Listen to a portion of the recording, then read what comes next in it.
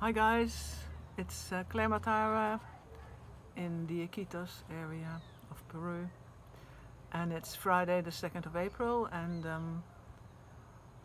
it's actually Good Friday today, and I wanted to talk about Jesus and Meher Baba, and first of all about Jesus and Judas. So put it there to have a look at. Yeah, we were going to do something about what Meher Baba said about the death of Jesus and Judas. So I'm first going to go into this little explanation here. Talking about sanskaras, Meher Baba called sanskaras impressions, are a word for impressions. These are formed by actions and experiences over many lifetimes. They define a person's character, looks and experience and karma.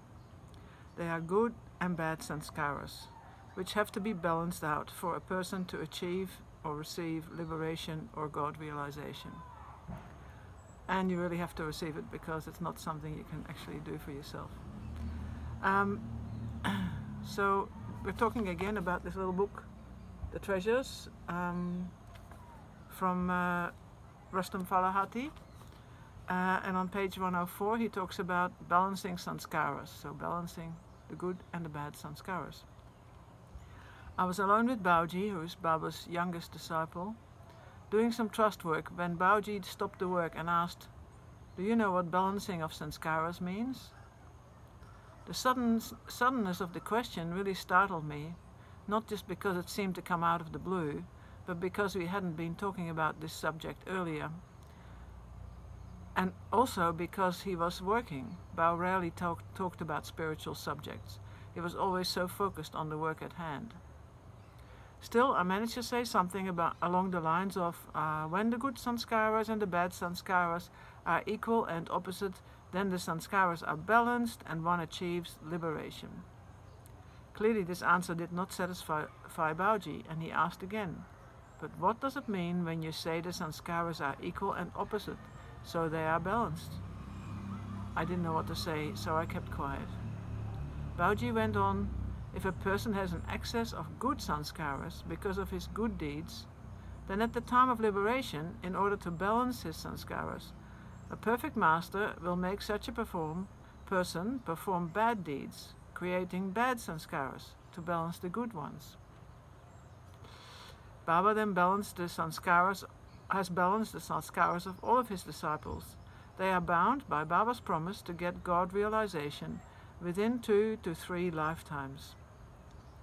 As Baba has balanced their sanskaras, no matter what they do, they cannot create new sanskaras. This is a special gift from Baba when he is actually working with a person to bring them to God realization. Their actions are directed by Baba so that they will achieve the final balancing.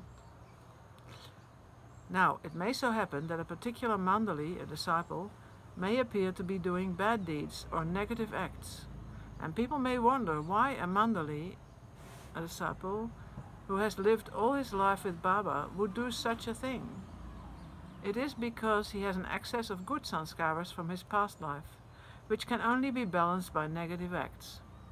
However, such a balancing can only be carried out by a perfect master, and he actually uses the negative acts for his work. An individual cannot attempt it on his own. Bauji continued, "This is what happened in the case of Judas. Judas was not only a disciple, mandali of Christ, but he also belonged to the inner circle of 12 disciples. Christ had to balance his sanskaras, and that is why he made Judas commit the act of betrayal. It was also necessary for the work of Christ that he should be crucified. So Christ used Judas for his work. That's how it is.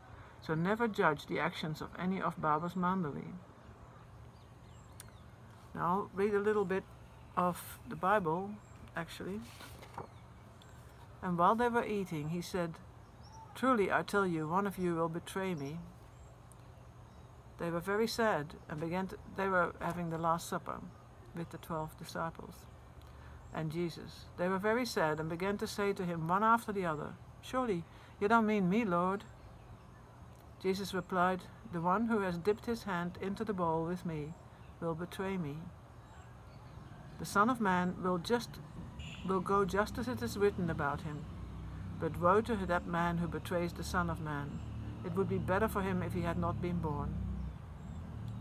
Then Judas, the one who would betray him, said, "Surely you don't mean me, Rabbi?" Jesus answered, "You have said so."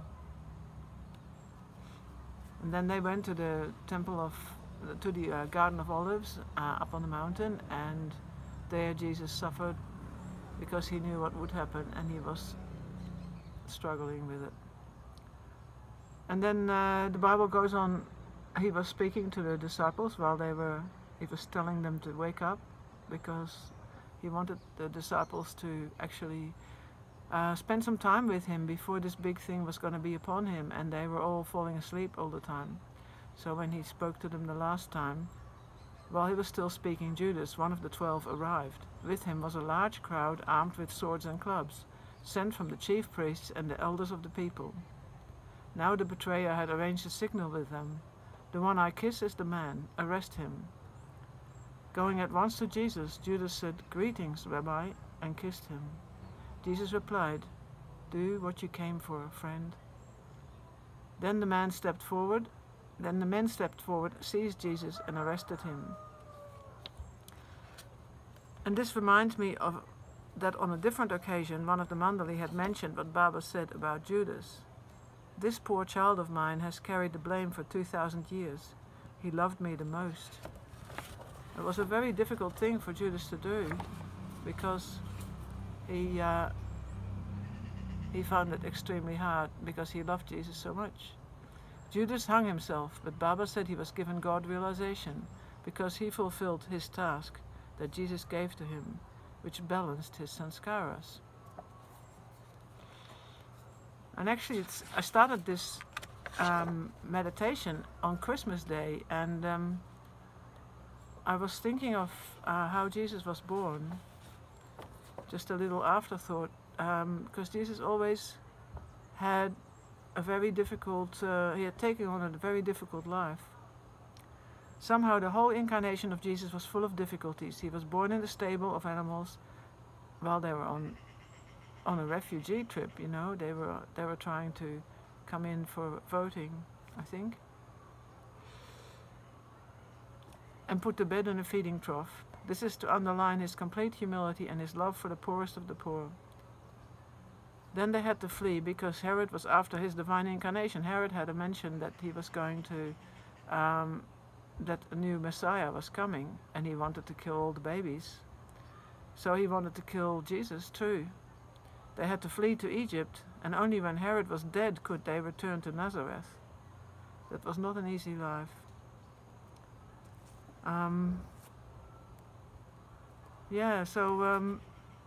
To finish it like that, but then also Baba said that Jesus didn't really die on the cross. He went to India, and after he went through this process, it's interesting that in the Bible it says that Jesus actually was wrapped in myrrh and aloe. Now myrrh is a disinfectant, and aloe is a plant, aloe vera really, which is a plant that grows new tissue in a very short time, actually in 3 days basically. So if they really thought he was really, really dead, they wouldn't have put him in those herbs. They would have embalmed him as dead, but he actually had to leave because, of course, they were looking for him to kill him. If they had realized that he was not dead, then they would have been coming after him again. So after that, Jesus left with his disciples and went to India. And there he had another ministry of many years, and he died in old age in Kashmir, where he had settled. His mother was with him. So that's what I found out from Meher Baba, and also from the man who wrote Jesus Died in India. Yeah. All the best, and hope you have a good time thinking about what really happened and how Jesus actually fulfilled something that was a problem in that time where people were getting sacrificed, and he actually did it and took it on himself. Okay, God bless, bye bye.